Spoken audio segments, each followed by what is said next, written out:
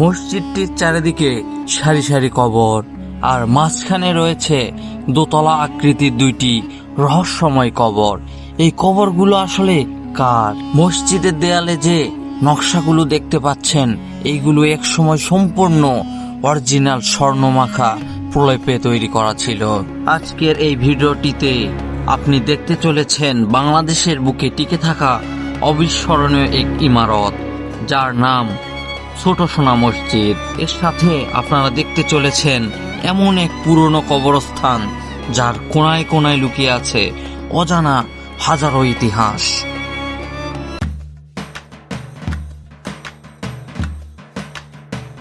গাছগাছালিতে পূর্ণ শ্যামল বাংলার এই পথটি সোজা চলে গিয়েছে বাংলাদেশের একেবারে শেষ প্রান্তে, ছোট সোনা মসজিদ বর্ডারে। গ্রামীণ মায়াভরা এই পথের দেখা মিলবে বাংলাদেশের উত্তরের জেলা শহর চাঁপাইনবাবগঞ্জের শিবগঞ্জ উপজেলায়। পিচঢালা এই মসৃণ পথে আজ আমরা যাচ্ছি বাংলাদেশের একেবারে শেষ প্রান্তে, প্রাচীন বাংলার রাজধানী গৌড়ের তৎকালীন পিরোজপুর গ্রামে, যেখানে আজও মাথা উঁচু করে দাঁড়িয়ে আছে সুলতানি আমলের নিদর্শন ছোট সোনা মসজিদ।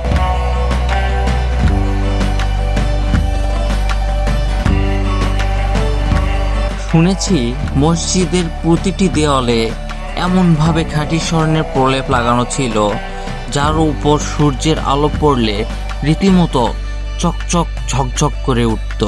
সুলতানি আমলের এই মসজিদটির রং স্বর্ণের মতো ছিল বলেই নাকি এর নামকরণ করা হয়েছে সোনা মসজিদ।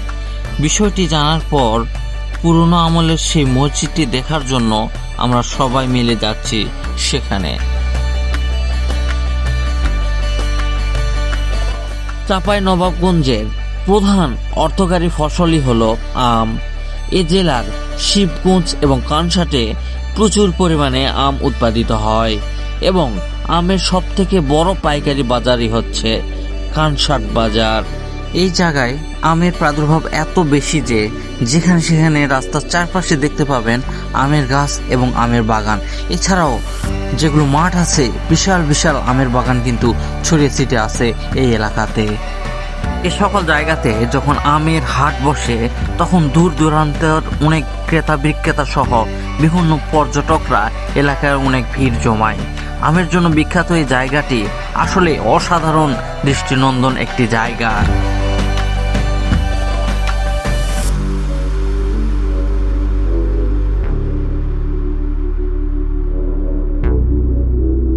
ছোট সোনা মসজিদের অবস্থান চাঁপাইনবাবগঞ্জ বাজার থেকে প্রায় 33 কিলোমিটার দূরে শাহবাজপুর এলাকায়।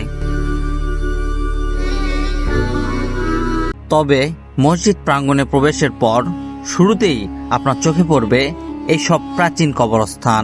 প্রাচীন আমলের এই কবরগুলোর মধ্যে সবারই দৃষ্টি আকর্ষিত হবে এক মানুষের চেয়ে উঁচু এই কবর দুইটি দেখলে। পাথর দিয়ে তৈরি এমন উঁচু কবর এর আগে আমি কোথাও দেখিনি। এখানে এই দুইটি কবর ছাড়াও আরো অনেক কবর দেখতে পাবেন। কবরগুলো দেখে সহজেই অনুমান করা যায় এই কবরগুলো প্রায় 100 বছরের পুরনো। সোনা মসজিদের একেবারে প্রবেশ মুখে অবস্থান এই প্রাচীন কবরগুলোর। কিন্তু প্রশ্ন হলো, এই কবরগুলোতে কারা শায়িত আছেন, বিশেষ করে ওই উঁচু কবর দুটিতে। এই পাশে দেখতে পাচ্ছেন অনেকগুলো কবর।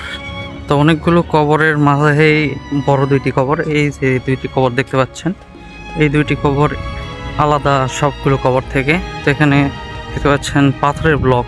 তো ব্লক দেখলেই বুঝতে পারবেন অনেক সুন্দর ব্লক এবং উঁচু পিরামিডের মতো।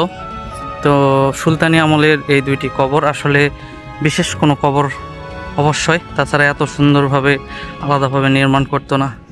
আজকের এই ভিডিওটিতে জানাবো সবকিছুই, তবে তার আগে এখানকার ছোট সোনা মসজিদের ভিতরে বাহিরে কোথায় কি আছে সেটা দেখা যাক। বাংলাদেশের যে কয়েকটি প্রাচীন মসজিদ আছে তার মধ্যে অন্যতম হচ্ছে এই ছোট সোনা মসজিদ।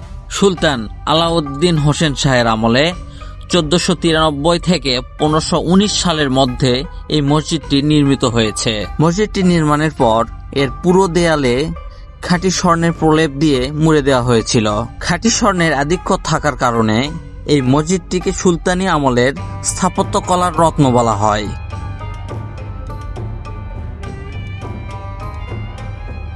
কিন্তু আফসোস, এই মসজিদ থেকে সব স্বর্ণই লুট করে নিয়ে গিয়েছে ইংরেজরা।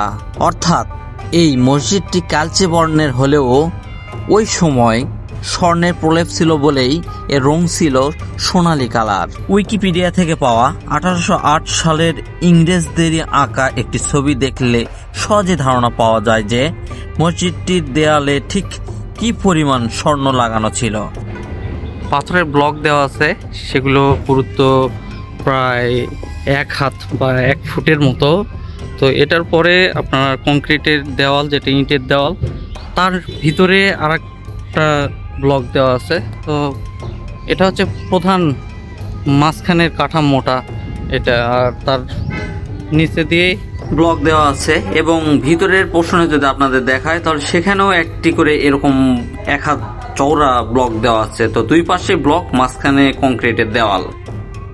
দর্শক, এখন যে দেওয়ালটি দেখতে পাচ্ছেন এটা হচ্ছে অরিজিনাল কংক্রিটের ইটের দেওয়াল, পাতলা পাতলা ইট। আর এই পাশে দেখতে পাচ্ছেন ব্লক, এগুলো হচ্ছে পাথরের ব্লক, 1 হাত করে পাথরের ব্লক দেওয়া আছে, তারপর ইটের দেওয়াল। এখন যে পাথরটি দেখতে পাচ্ছেন এই পাথরটি অন্যান্য পাথর থেকে একদমই আলাদা। দেখলেই মনে হয় এটি একটি দামি পাথর বা কোষ্ঠী পাথর। সেখানে খোদাই করে কত সুন্দর সুন্দর ডিজাইন তৈরি করা আছে। সত্যি অসাধারণ ডিজাইন করা ছিল 500 বছরের সুলতানি আমলের এই মসজিদে। সম্পূর্ণ দেওয়াল জুড়েই বিভিন্ন কারুকাজ, ডিজাইন, নকশা আঁকানো রয়েছে এই মসজিদে। দেখতে অসাধারণ লাগে। দেখে মনে হয় এটি আসলে কতটাই দামি এবং মজবুতভাবে তৈরি করা হয়েছে। সে আমলে আসলে বাংলার মানুষজন কতটা উন্নত ছিল বা কতটা সম্পদশালী ছিল সেটা এই মসজিদটি দেখলেই বোঝা যায়। মসজিদটির পশ্চিম পাশে বড় করে একটি বাউন্ডারি করা রয়েছে। এই পাশে দেখতে পাচ্ছেন পাথরের একই ডিজাইন, একই কলা কৌশলীতে তৈরি করা হয়েছে এবং বড় বড় যে পিলারগুলো রয়েছে পিলারগুলোরও হাতে খাঁজ কাটা সুন্দর সুন্দর ডিজাইন তৈরি করা আছে। পাথরের ওপর এত সুন্দর কারুকাজ আসলেই অসাধারণ এবং অনেক প্রশংসনীয় এই মসজিদটির ডিজাইন।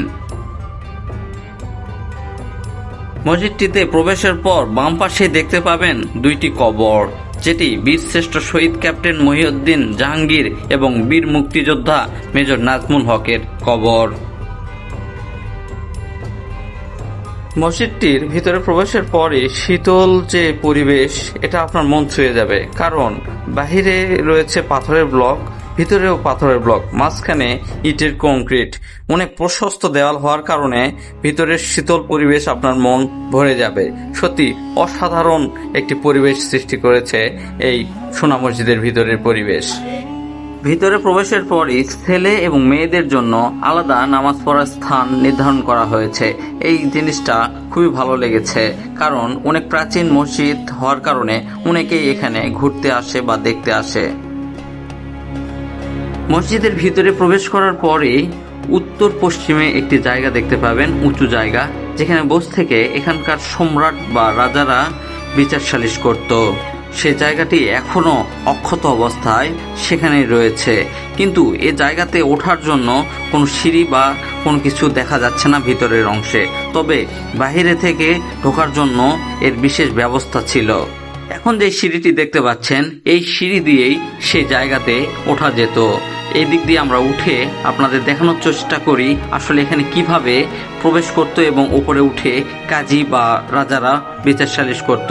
দেখতে পাচ্ছেন এখানে রয়েছে একটি প্রবেশ গেট, এখান দিয়েই এর উপরে উঠে সে সময়ের মসজিদ কেন্দ্রিক যে বিচার সালিশ সবকিছু করত এখানকার কাজীরা। এখন আবারও আপনাদের নিয়ে যাব কবরগুলোতে। এখানে যে ছোট ছোট কবরগুলি দেখতে পাচ্ছেন এই কবরগুলি সম্বন্ধে সঠিক কোনো ধারণা আমরা এখানে পাইনি। এখানে এই ছোট কবরগুলোকে নিয়ে কোনো তথ্য কোথাও দেখা যায়নি। তবে উপরের যে বড় 2টি কবর রয়েছে এই কবর দুটিকে নিয়ে এখানকার মানুষজন বলছে যে এই 2টি কবর সেই সময়ে সুলতান এবং সুলতানের বিবির এই কবরটি হতে পারে। তবে সঠিক নাও হতে পারে, সঠিক তথ্য কেউই ওইভাবে দিতে পারেনি এখানকার এই কবরগুলোকে নিয়ে।